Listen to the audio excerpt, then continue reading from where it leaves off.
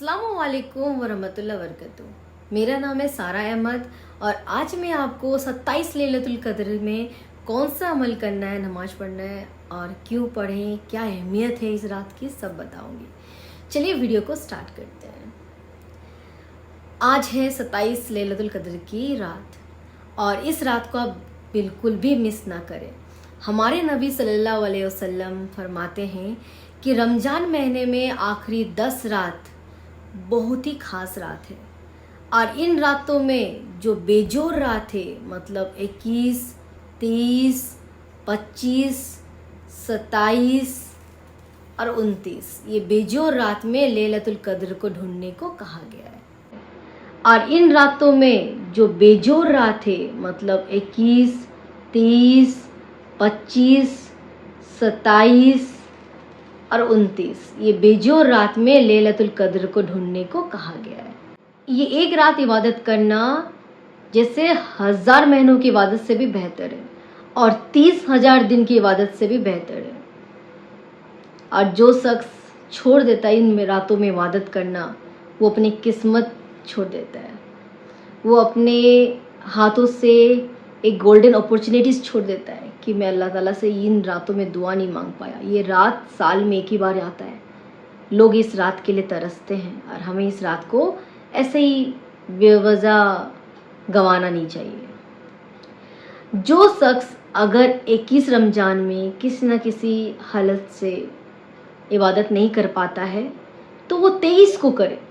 अगर 23 को नहीं कर पा रहे हैं तो 25 को कीजिए, 25 को नहीं तो 27 को कीजिए, 27 को नहीं कर पा रहे हैं तो 29 को कीजिए। आज के दिन खास करके कुछ इस तरह से दुआ मांगे कि अल्लाह ताला इस वजह से मैं ये रोज़ा नहीं रख पाया, मुझे माफ़ करें। अल्लाह ताला इस वजह से मैं ये नमाज नहीं पढ़ पा रहा हूँ, मुझे माफ़ करें। अल्लाह ताला मैं इस वजह से मैं हज नहीं कर पा रहा हूँ, उम्रा नहीं जा पा रहा हूँ, मुझे माफ़ करें। अल्लाह ताला इस वजह से मैं ज़कात नहीं दे पा रहा हूँ, मुझे माफ़ करें। अल्लाह ताला इस वजह से मैं सदका नहीं दे पा रहा हूँ, मुझे माफ़ करें। तो ये सब इस तरह से आपको माफ़ी मांगनी है अल्लाह ताला से। देखिए अल्लाह ताला देख रहे हैं आप सबको। अगर सच में आपका वैसे कुछ स्ट्रॉन्ग वजह है जिसके वजह से आप नमाज, रोज़े, ज़कात, हज, उम्रा नहीं कर पा रहे हैं तो अल्लाह ताला आपको माफ़ कर देंगे। अगर आप जानबूझ के सब चीज़ छोड़ रहे हैं तो अल्लाह ताला आपको कभी माफ़ नहीं करेंगे, कभी माफ़ नहीं करेंगे। जानबूझ के क्या हुआ गलती कभी माफ़ नहीं होती है। इस पे मैं आपको एक शॉर्ट रियल फैक्ट स्टोरी सुनाऊंगी। जनाब बहरुल दाना नबी अल्लाह सल्लल्लाहु अलैहि वसल्लम के बहुत दीवाने थे, उनको बहुत चाहते थे। जब जनाब बहरुल दाना मार्केट में बैठे हुए थे और चिंतामुख होकर सोच रहे थे, कुछ लोग उनके पास आके पूछे कि जनाब क्या बात है, आप इतना चिंता क्यों है, ऐसे क्यों बैठे हैं? तो जनाब फरमाते हैं कि मैं ये देख रहा हूँ कि इस बाज़ार में कैसे अल्लाह और इंसानों के बीच में कॉम्प्रोमाइज़ हो रही है। अल्लाह ताला इंसानों के किस्मत में जितना धन दिए हैं पर इंसान उससे ज़्यादा और डिमांड कर रहा है अल्लाह ताला से।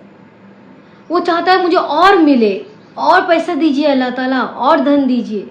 अल्लाह ताला उसकी न किस्मत में उतनी लिखी है पर वो उससे और ज़्यादा चाहता है। कुछ दिन के बाद जनाबे बहरुल दाना कब्रिस्तान में बैठे हुए मिले, बहुत चिंतामुख होके। तो कुछ इंसान लोग पास जाके पूछे कुछ लोग कि जनाब क्या बात है, ऐसा क्यों बैठे हैं? तो जनाब फरमाते हैं कि मैं यहाँ पे वही इंसान और अल्लाह और इंसान के बीच कॉम्प्रोमाइज़ देख रहा हूँ जिसमें अल्लाह ताला नहीं मान रहे हैं, इंसान मान रहा है।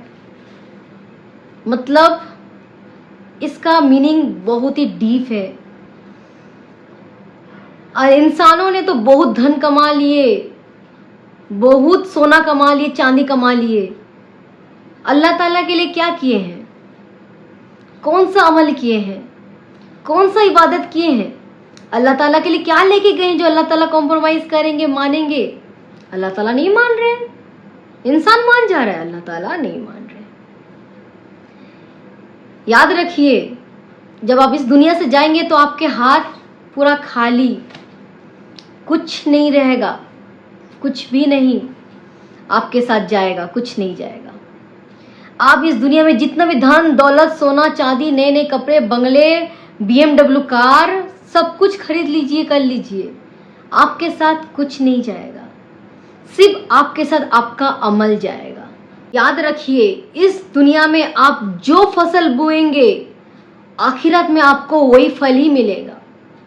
अगर आप इस दुनिया में गेहूं उगाएंगे, गेहूं का गज लगाएंगे, फसल लगाएंगे, तो उस दुनिया में आपको गेहूं मिलेगा। अगर आप इस दुनिया में चावल का फसल लगाएंगे तो उस दुनिया में आपको चावल मिलेगा। इसीलिए इस दुनिया में आपको अच्छे से अमल करना है ताकि उस आपकी आखिरत सुधर जाए। आइए अब शुरू करते हैं 27 शब कदर की रात का अमल। अमल शुरू करने से पहले आपको गुस्ल करने को कहा गया है। ये गुस्ल करने का वक्त है मगरिब नमाज से पहले। गुस्ल हम इसलिए करते हैं ताकि हमारे जिस्म का जितना भी गुनाह है वो धुल जाए और हमारा जिस्म पाक हो जाए।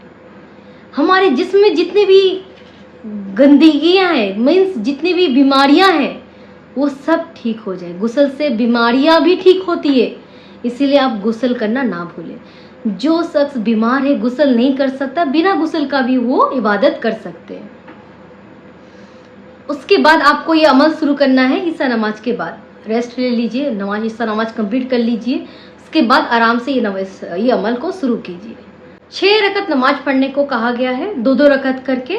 हर रकत में सूरा फातिहा के बाद आपको 10 मरतबा सूरा अतल कुर्सी, 10 मरतबा सूरा कौसर, 10 मरतबा सूरा इखलास पढ़ने को कहा गया है। अब जो शख्स अपनी बीमारी के वजह से नहीं पढ़ सकता वो 1-1 मरतबा भी पढ़े। 10 मरतबा ना पढ़ सके तो 1-1 मरतबा पढ़े। नमाज पूरी करे, फिर 100 मरतबा सलावत पढ़े, फिर अल्लाह ताला से दुआएं मांगे। ये था खास नमाज। उसके बाद आपको कॉमन अमल जो करने को कहा गया है हर शब कदर के रात में, वो करें। कॉमन अमल में क्या है? 2 रकत नमाज है। हर रकत में सूरा फातिहा के बाद आपको 7 मरतबा सूरा इखलास पढ़नी है। फिर आपको तस्बीर बीवी फातिमा ज़हरा पढ़नी है। फिर आपको 70 मरतबा इस्तिग़फ़ार पढ़नी है। फिर आपको अमल कुरान करनी है। फिर कुछ कुरान के सूरा है, सूरा दुखान, सूरा रूम, सूरा अंकाबूत, ये सूरा सारा पढ़ना है। सूरा कदर को खास करके 1000 मरतबा पढ़े। ये सब कॉमन अमल है, ये कॉमन अमल को आप करें। उसके बाद अल्लाह ताला से दुआएं मांगे। अल्लाह ताला माफ़ कर देता है, अल्लाह ताला अपने नेक बंदों को माफ़ कर देता है।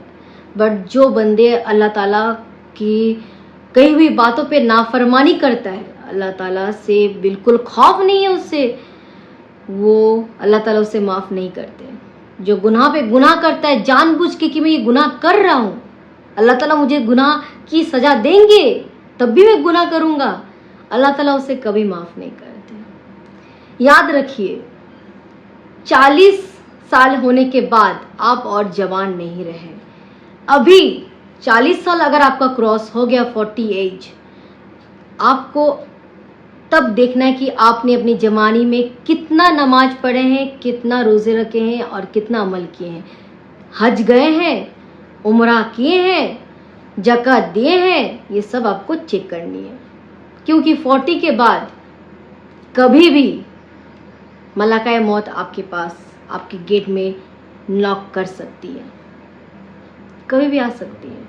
और जब वो आ जाएंगी तो और कोई रास्ता नहीं है, कोई नहीं रोक सकेगा, जाना ही पड़ेगा।